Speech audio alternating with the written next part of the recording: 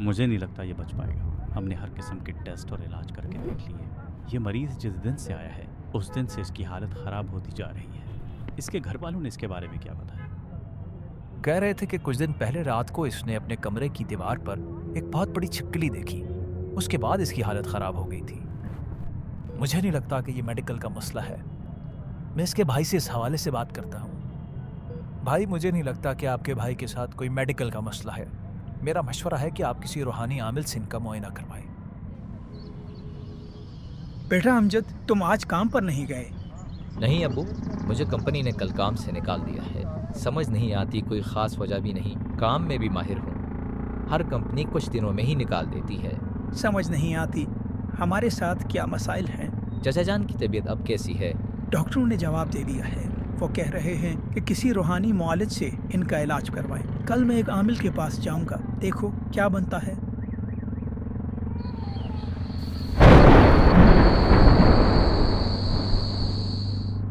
बाबा से जो बात भी करना ऊंची आवाज में करना, इन्हें ठीक से सुनाई नहीं देता।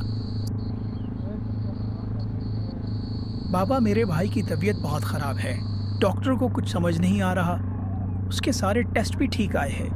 बस मैं समझ गया। तुम ये चाहते हो कि तुम्हारा भाई टेस्ट में फेल हो जाए। नहीं बाबा, मेरा भाई बीमार है। मैं चाहता हूँ कि वो ठीक हो जाए। तुम्हारी फुप्पो ने उस पर जादू कराया है। लेकिन बाबा, हमारी तो कोई फुप्पो ही नहीं। तुम्हारे भाई की बीवी की तो कोई फुप्पो होगी ही। हाँ बस उसी ने जादू करवाया है। बाबा, अब इसका हल क्या है? तुम्हारी जेब में कितने पैसे हैं अभी? 1.5 लाख रुपए। 150 रुपए? ठीक है, काम हो जाएगा तुम्हारा। अब मुझे क्या करना होगा? तुम्हारे भाई ने कल किस रंग का सूट पहना था? सफेद रंग का। बस तुम कल सफेद रंग का बकरा लेते आना। शुक्र है उन्होंने नीले रंग का सूट नहीं पहना। बाबा, जादू का तोड़ आप करेंगे या बकरा करेगा? मैं बकरे के जरिए जादू का इलाज करूंगा। बाबा, अगर बकरा आ रहा है तो मैं कढ़ाई धो लूं? तुम्हें कितनी बार कहा है गाहकों के सामने ऐसी बातें न किया करो। ठीक है बाबा, मैं दाल गरम करता हूँ।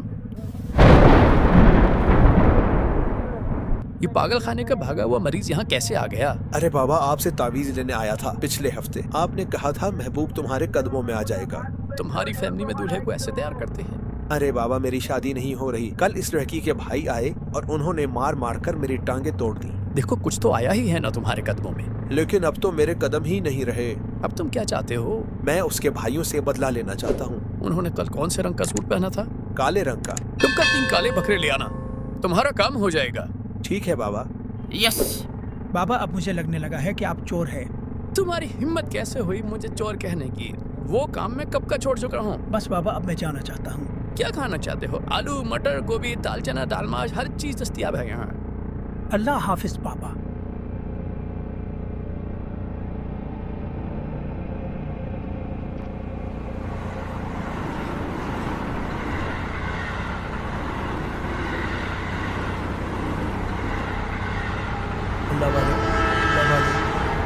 अल्लाह वाले, कहाँ खोए हुए हो? बस भाई, क्या बताऊं, मेरे साथ अजीब मसाइल चल रहे हैं। मुझे नहीं लगता ये बच पाएगा। मुझे कंपनी ने कल काम से निकाल दिया है। तुम्हारी फुप्पो ने उस पर जादू कराया है। आप क्यों इन जाली आमिलों के चक्कर में पड़ गए? यहाँ से कुछ फासले पर एक खानका है। वहाँ एक बुजुर्ग है, पीर अबकरी। आप उनके पास जाएं।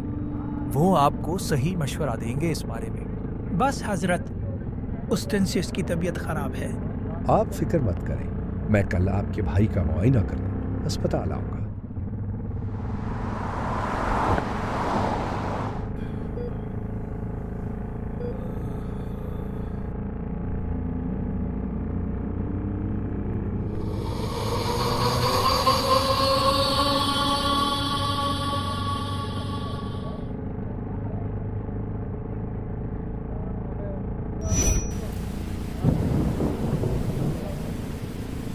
लगता है मेरा सरफिरा भाई फिर से कोई शैतानी अमल कर रहा है।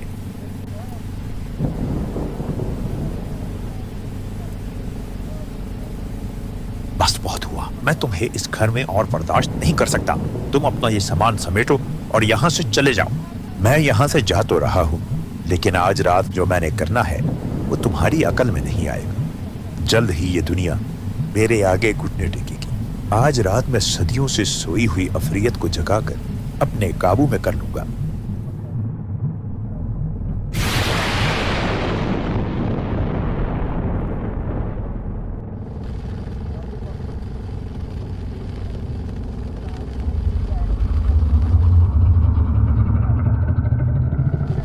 तुम्हारी हिम्मत कैसे हुई मुझे यहाँ बुलाने की?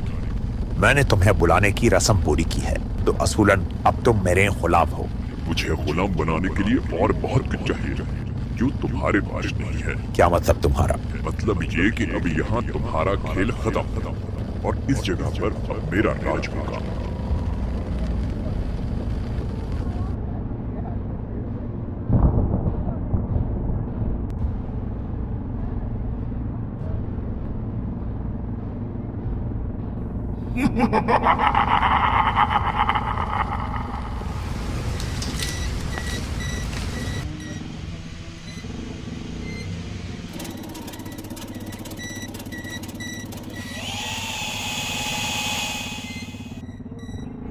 भाई ये घर हमें बहुत सस्ते में मिल गया। लगता है ये कई सालों से बंद पड़ा है। मालिक मकान ने बताया था इस घर पर अजीब असरात है। मैं जिन्नात और असरात पर यकीन नहीं रखता। तुम लोगों ने इस घर में आकर बहुत बड़ी गलती कर दी। तुम और तुम्हारी नस्लें अब कभी इस नहुसत से नहीं निकल पाएंगी। कल शाम मुझे काम से आते हुए ऐसा महसूस हो रहा था कि मेरे साथ कोई चल रहा है। मैं कल सारी रात नहीं सो सका।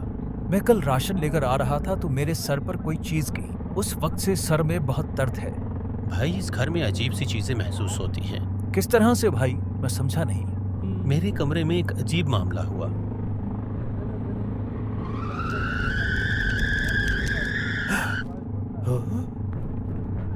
उसके अलावा मैंने एक अजीब आवाज सुनी। ये तिजोरियों के ताले मुझे नहीं रोक सकते। पता नहीं इस बात का क्या मतलब है। ओ भाई वो तो मैं आपको बताना ही भूल गया। जो ऊपर हमारी तिजोरी रखी है, मैंने सारे पैसे इसमें रखे थे। कल देखा तो सारे पैसे गायब थे। ओह अब समझ आया इस बात का क्या मतलब है।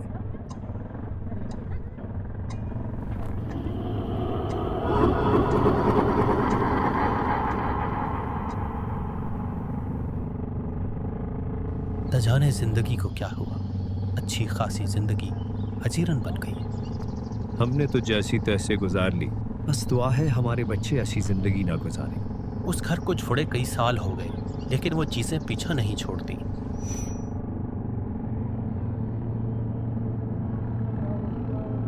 आपके बड़े एक घर में रहा करते थे। वो घर जिस जगह बनाया गया था वहां काली ताकतों का बसेरा था। आपके बड़े उनकी असरात में मुब्तला हो गए, जो नस्ल दर नस्ल मुंतकिल हो रहे हैं। आपकी हालात की वजह भी यही है। तो इसका हल क्या है जनाब? हम इससे किस तरह निकल सकते हैं? आप तमाम घर वाले सुबह शाम अपने पांव पानी में डबोकर 1100 मरतबा या का हारू पढ़े, इस तसव्वुर के साथ कि इन शैतानी चीज़ों पर इस नाम की बरकत से आग बरस रही और वो चल रहे। जो शख्स भी सख्त से सख्त जादू, नजर बद या शैतानी चीज़ों से छुटकारा पाना चाहता हो, वो ये अमल 40, 90 या 120 दिन बाकायदगी से करे। साल साल से खोई हुई खुशियाँ लौट आएंगी और उसे सेहत भी इस अमल से मिल जाएगी। ठीक है हजरत, मैं आज से ही ये अमल शुरू करता हूँ।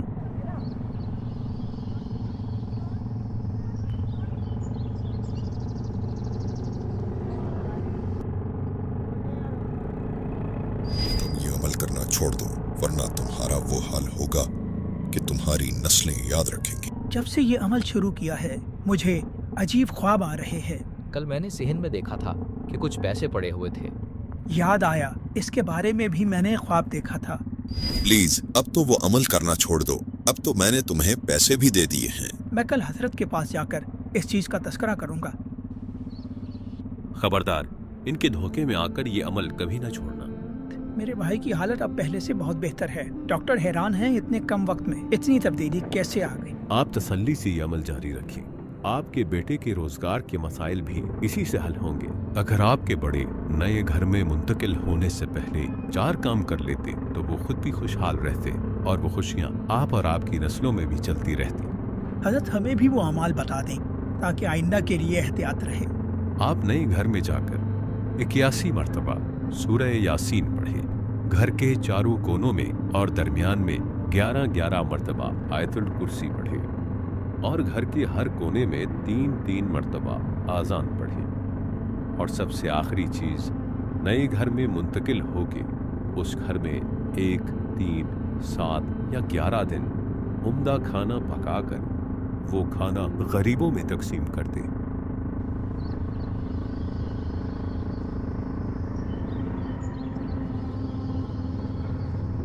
भाई, आज आपको यह सेहतमंद और खुशहाल देखकर जिंदगी का मजा दुबाला हो गया। अल्लाह भला करे पीर अबकरी साहब का। उन्होंने जो अमल हमें बताया, उस अमल की बरकत से सालों बाद जिंदगी में खुशियाँ लौट आई। अल्हम्दुलिल्लाह। अमजद का भी अब अपना कारोबार है। शायद वो कभी जॉब में इतनी तरक्की ना करता जितनी उसे अब मिल गई।